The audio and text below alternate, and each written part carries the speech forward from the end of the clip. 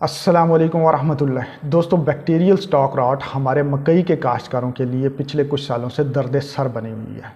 आज हम इसी पे बात करेंगे और देखेंगे कि हम अपनी मकई की फसल को किस तरह से इस बीमारी से महफूज बनाकर अच्छी पैदावार हासिल कर सकते हैं। मैं हूं डॉक्टर जमील शफीع और आप देख रहे हैं प्लांट क्लिनिक्स का यूट्यूब चैनल।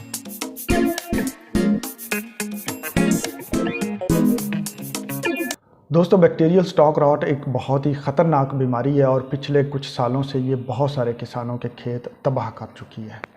ये बीमारी मुख्तलिफ़ जरसूमों की वजह से होती है, जिनमें ज़्यादातर जो हैं वो अरबेनिया स्पीशीज़ से ताल्लुक़ रखते हैं। और ये बैक्टीरिया जो है वो गर्म टेम्परेचर को ज़्यादा पसंद करता है। अगर टेम्परेचर जो है वो 32 से 35 डिग्री सेंटीग्रेड के दरमियान हो और हवा में नमी का मकदार ज़्यादा हो तो ये बीमारी बड़ी जल्दी फैलती है। पहले इस बीमारी का हमला आमतौर पर छल्ली बनने के मरहले में देखने में आता था, लेकिन अब बहुत छोटी फसल पे भी इसका हमला देखने में आ रहा है। ये बीमारी हमारे खेत में ज़्यादातर पानी के ज़रिए दाखिल होती है या फिर ट्रैक्टर के जो इम्प्लीमेंट्स हैं उनके ज़रिए दाखिल होती है। और जब एक दफ़ा हमारे खेत में आ जाती है तो इसका जो फैलाव हुआ है वो बीमार पौधे से या बीमार खेत से सेहतमंद खेत की तरफ वो पानी के ज़रिए होता है।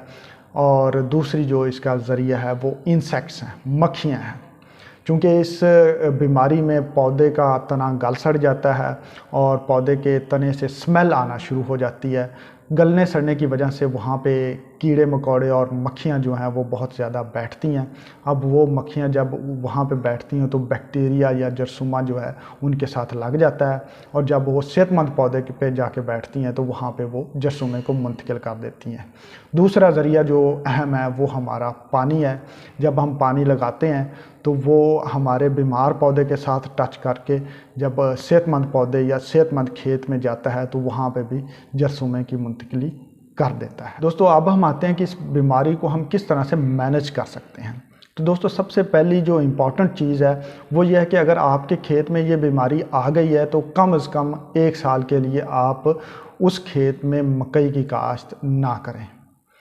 इससे ये होगा कि आपके खेत में जो जरासीम का फैलाव हुआ है या जरासीम आपके खेत में मुंतकिल हो चुके हैं वो तकरीबन 1 साल तक ज़मीन में ज़िंदा रह सकते हैं। तो जब उन्हें मकई की फसल नहीं मिलेगी तो वो काफ़ी हद तक मर जाएंगे। दूसरी चीज़ जो आप कर सकते हैं, अगर आपके खेत में बीमारी आ ही गई है तो उस खेत को आप अलहदा कर दें। उस खेत का पानी जो है वो सेहतमंद खेत में ना जाने दें और पानी का लेवल जितना हो सके नीचा रखें ताकि जो है पानी वो बीमार हिस्से को टच करके आगे जो है वो सेहतमंद पौधों में बीमारी को मुंतकिल करने का मूजब ना बन सके।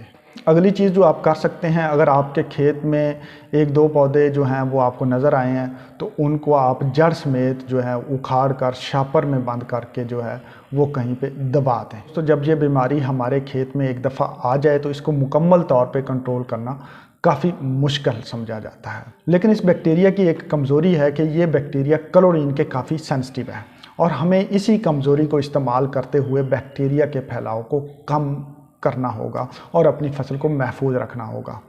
यानी कि जब आप अपनी फसल में पानी लगाएं तो उसमें क्लोरीन का इस्तेमाल करें, यानी कि क्लोरीनेटेड वाटर से इरिगेशन करें और 15 जो दिन के वक्फे से क्लोरीनेटेड वाटर की जो है वो इरिगेशन को रिपीट करते रहें।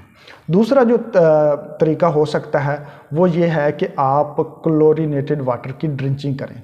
इस मकसद के लिए आप ब्लीचिंग पाउडर इस्तेमाल कर सकते हैं। 33% वाला ब्लीचिंग पाउडर तकरीबन 8 से 10 kg जो है वो आप अपने खेत में जो है वो उसकी डस्टिंग कर सकते हैं, स्प्रेड कर सकते हैं या फिर 4 kg ब्लीचिंग पाउडर को जो है पानी में हल करके उसकी ड्रिंचिंग कर सकते हैं। आगे वाला जो ऑप्शन आपके पास है वो MOP का इस्तेमाल है। MOP यानी कि म्यूरेट ऑफ पोटाश में 2 चीज़ें होती हैं। एक तो पोटाश जो कि बज़ाते खुद पौधे में क़ुव्वत मुदाफ़ियत पैदा करती है और उसकी जो यील्ड है उसकी पैदावार में इजाफ़ा करती है, और दूसरी चीज़ इसमें क्लोरीन पाई जाती है। चूँकि ये पौधा क्लोराइड आयंस के सेंसिटिव है और MOP में क्लोरीन की काफ़ी मिकदार पाई जाती है। जब हम MOP को फसल में अप्लाई करेंगे, फ्लड करेंगे तो ये बैक्टीरिया पानी के ज़रिए बीमार पौधे से सेहतमंद पौधे में मुंतकिल नहीं हो पाएगा।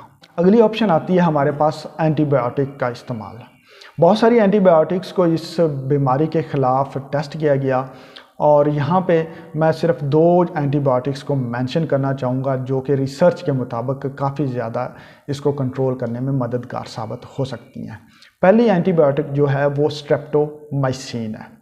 آپ کے کھیت میں اگر بیماری آئی ہوئی ہے یا اس کے کچھ پلانٹس زہر ہو رہے ہیں تو آپ سٹریپٹومائسین کے 2 انجیکشن 20 لیٹر والی ٹینکی میں حل کر کے اس کا سپرے کر سکتے ہیں، اور خاص طور پر سپرے کی آپ نے ڈرنچنگ اگر کریں اور جو تنے ہیں ان کے اوپر سپرے کریں تو کافی اچھے ریزلٹس مل سکتے ہیں۔ دوسری جو اینٹی بایوٹک کافی زیادہ ایفیکٹو دیکھی گئی ہے وہ ہے سٹریپٹوسائکلین۔